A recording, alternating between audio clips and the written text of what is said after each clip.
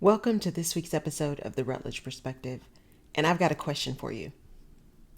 Does understanding what victimization looks like automatically make you a victim? Does understanding what institutionalized or systemic racism or otherism looks like automatically make you a victim of those things? In other words, does knowledge actually create a victim? Now, you're probably wondering why I ask you these questions on the Rutledge Perspective, or maybe not. If you've been following me a long time, you know I ask these kind of questions. I'm asking you these questions this week because they were questions I asked myself based on something I saw. Of course. So I was looking at Amazon Prime this weekend because I was trying to find something to watch just as I was resting and relaxing and trying to rejuvenate. And I didn't want to watch my normal stuff that I watch over and over and over again. So I thought, let me see what else is out there. And I ran across this, I guess it was a documentary. It was like an interview platform. Actually, I ran across two things. This first one was this interview platform, and it was by people who I absolutely do not follow. We are diametrically opposed in terms of our position on a number of things. But, it's the Rutledge Perspective. And one of the things I always say to you guys is it's good to listen to other perspectives because you can either solidify or adjust your own. So I thought, Laurel, it's just a trailer. Just watch the trailer and see. Actually, what I said was, let's just watch this trailer and see what crap they're talking about this time. But I watched it nonetheless and said, Laurel, just open your mind. There may be something good to learn. And in this trailer, one of the things that they said was, and these happen to be people of color, they said, this whole victim thing and understanding, that there's issues in the system and talking about that all the time just makes you a victim. Just get over it and stop talking about that stuff and just do some things. Now, my hackles got up at first when I heard that, and I thought, how arrogant and privileged and all of those things. Because privilege is not just reserved to people who are not people of color. The fact that I have a house and have a car, and there's privilege has levels, right? So even as a Black woman, there are things that I have privilege about, simply because of the sacrifices my parents made around education and some places I've been and some exposure I've had, right? So there's privilege at a multitude of levels. But anyway, I digress. So this idea of victimization, I kept listening to this trailer and I thought, that's just wrong. That's just wrong. One, those who don't know history are doomed to repeat it. And two, not looking at it and understanding it actually makes you ignorant. And knowledge is power. Knowledge is power. So understanding what exists in the environment that you're in is powerful for your next move, for how you need to move, for what you need to get done and how you want to accomplish whatever it is you want to accomplish. It's important to understand the lay of the land where you are operating. That knowledge is power. So that's the first thing that happens. Was listening to that and I thought, no. Then I saw a clip of an interview. I believe it was on Stephen Colbert. It was a long weekend, y'all. I just needed to rest. I think it was Stephen Colbert. And he was interviewing someone that was one of the people that's an expert on critical race theory. And he was talking to him about it. And the question in this little clip was, but what about this argument that it victimizes white children and makes them feel guilty about being white, being born white? And this person responded by saying, which I thought was just masterful, by saying, okay, well, I understand that concern, but critical race theory is teaching about history and the history of slavery, and we should learn about the history of slavery. Slavery did exist. It wasn't indentured servitude. It was slavery. People owned other people. It did exist. And I'm paraphrasing him. But then he said, how about when we're teaching critical race theory and teaching about slavery, one of the things we also teach about is abolitionists. And how about these children, these white children that you're concerned will be ashamed or feel bad because they're identifying with the slave owner? How about they identify with the abolitionists. And I thought, well, now, how about that? How about that?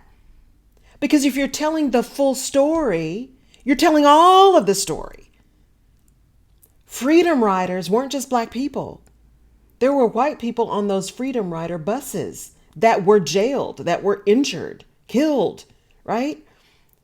There are people of all colors who fight against systemic oppression and victimization, right? And institutionalized otherness, including all of the isms. There are people of all races, creeds, ethnicities, and colors that fight against that stuff.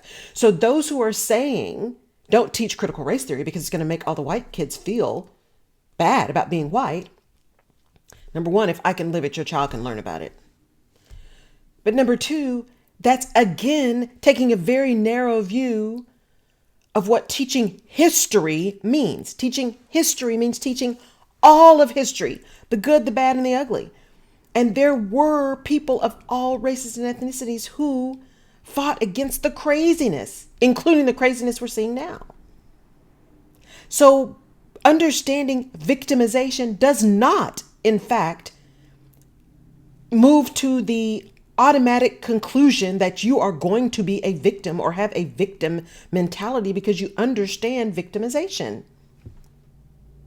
That's like saying understanding that there are murderers and rapists and really bad leaders who create hostile work environments automatically makes you a victim of those things. It does not.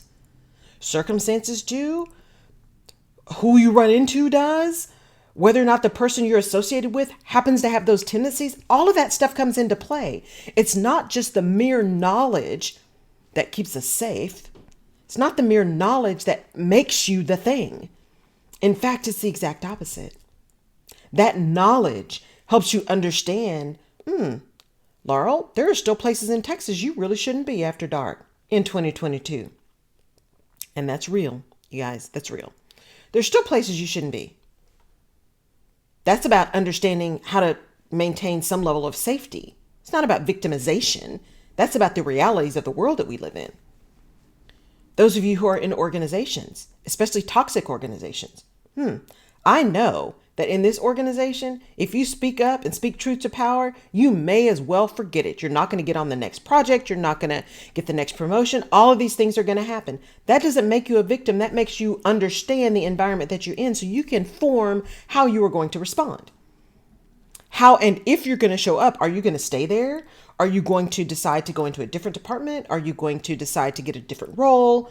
Are you going to speak truth to power and let folks know this is unacceptable behavior? What is your action going to be by understanding where you are and the organization that you're in? And by understanding how that works, what kind of leader are you going to be? Because leadership is about behavior, not about position. Understanding how things work and what victimization looks like actually gives you power to recognize it and to do something different. And, I don't know, maybe to support and uplift and remove the bad situation or remove the people from the bad situation. Being one of only a few in just about every situation I've been in, the weight of that is not lost on me. Because representation matters. If you can see her, you can be her. And so it wasn't lost on me, the power that I had by simply being in some of these organizations at the level I was at. Simply being there, simply being seen, how I showed up, if I showed up, when I showed up, understanding the impact of my behavior and my presence. And not being me, because I was always me. But understanding when it was important to modify in order to make sure that the message was heard, right? Because sometimes you've got to assimilate or modify. That doesn't mean changing who you are. That doesn't mean altering your DNA. Sometimes you got to do what you got to do until you can do what you want to do. And if you want your message to be heard, you've got to understand the system in which there may be victimization, so that you can then act in a different way that alleviates or mitigates that situation so that you can make the impact you want to make. That isn't selling out. That is being smart and strategic. That is playing chess and not checkers. So victimization does not automatically make you a victim. Understanding the institutions, understanding the way things are set up, understanding the systems that are in place gives you power. It gives you power. I mentioned her last week. If you think about Stacey Abrams, the incredible work that she did to get people out to vote, to mobilize. She didn't talk about that all the time. She just moved into action, but she understood the system in which she was operating. She understood the assignment, as they say. She understood the assignment, and she took action to make change. She took action to give people voices and to pump people up, right? To let them know that their voices mattered and how to do it in a way that would be successful so that their voice wasn't negated, that they weren't just eliminated or dismissed. If you are in an organization right now, people are watching you. Someone is always watching. Always. If you have your own business, someone's always watching. What are they seeing? What are they seeing? Are you creating systems that enable everyone to be included? Are you creating systems that enable you to surround yourself with people who are not yes people, but people who are going to tell you the truth, who are going to challenge the status quo, who are going to move everything forward because a high tide raises all boats? Is that the kind of leader you're going to be? Or are you going to be the kind of leader that does surround yourself with yes people, that is so fearful of losing power that you'll do anything in your power to control it and to maintain it, not understanding the impact of that around you on the people that you need to get things done? We're seeing that now, where the very, very few have held on so tightly to power and have created these systems that enable them to do so. Gerrymandering, voter suppression, right? Those things that enable them to maintain power, even though they are very much a minority in terms of positioning. Very, very much. Understanding that does not make me a victim of the system. Understanding that lets me know where I need to move my energy, how I utilize my platforms. And it's the same for you. Understanding the systems in which you operate gives you power to make change. It's like understanding the rules of the game. What are the rules of engagement? So I know what I need to do to get what I want. Understanding the rules, understanding your environment does not make you a victim, does not give you a victim mentality. In fact, it's the opposite. And don't get me wrong, victimization is real.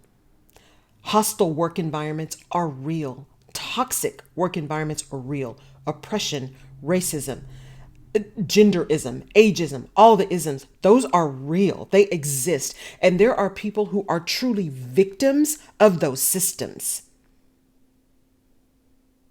There are truly people who are oppressed and held down with the boot on their neck in these systems. That is real.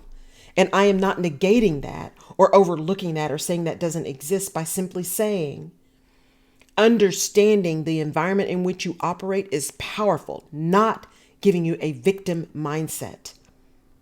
I also don't want to swing the pendulum so far to be one of the prosperity preachers, right? Don't be a victim, be a victor. And at some level that is true, right? It's mindset. Are you going to allow yourself to be victimized all the time? Or are you going to do everything you can to stand in your own power and your own genius and your own wonderful, amazing you to be who you are, everything you are, wherever you are? Or are you going to allow someone else to tell you what your value is? Someone else to tell you what you can and cannot bring to the table? How are you going to show up?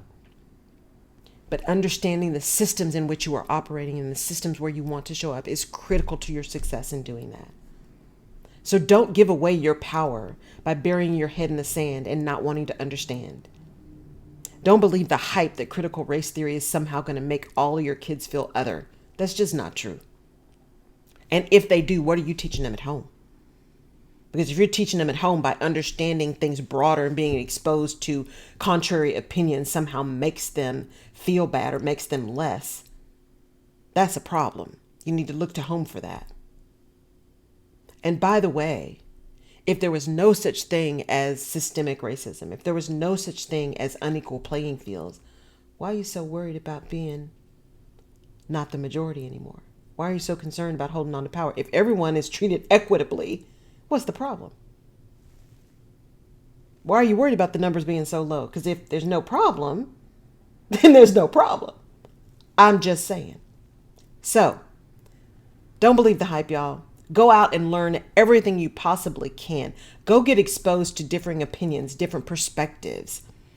Understand the environment in which you are operating so that you can move into action to get where you want to be in a way that suits you, right? In a way that doesn't harm others and keeps yourself putting your mask on first and being able to lead the way you really want to lead, to stay in your zone of genius, to show everyone the excellent person that you are, to serve with your genius.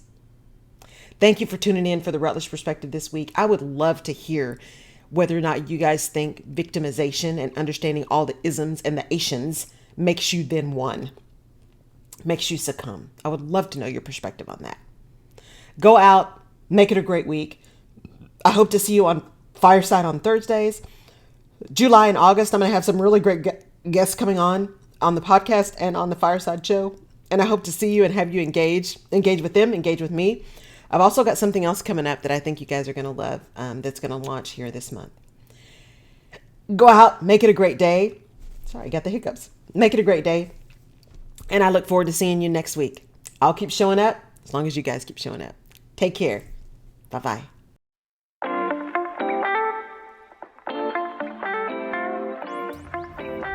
You have been listening to the Rutledge Perspective podcast. Thank you so much for downloading and for connecting. You can find previous episodes of the podcast on my website at laurelrutledge.com/podcast. You can also find me on social media at Laurel K. Rutledge and or The Rutledge Perspective. And I'd love your perspective on the things we talk about. And if there's a specific topic you want me to cover, just let me know. And please share this podcast with someone in your village who may need this little piece of perspective today. And if you're so inclined, I would really appreciate a 5-star rating and review on the platform of your choice. Apple Podcasts and Spotify reviews are particularly helpful. Thank you again for listening. Take care.